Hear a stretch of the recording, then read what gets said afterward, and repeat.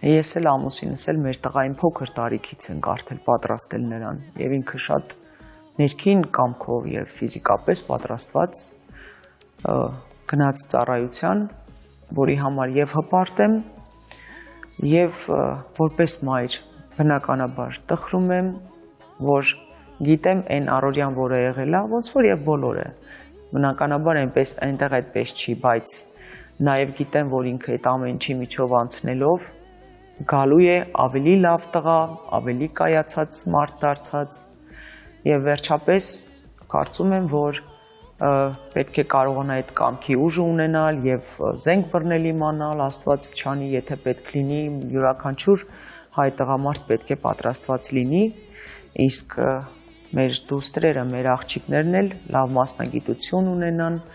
լավ երեխաներ ունենան, կրթեն, դաստիարակեն, որպեսզի կարողանանք որոշակի տարիներ հետո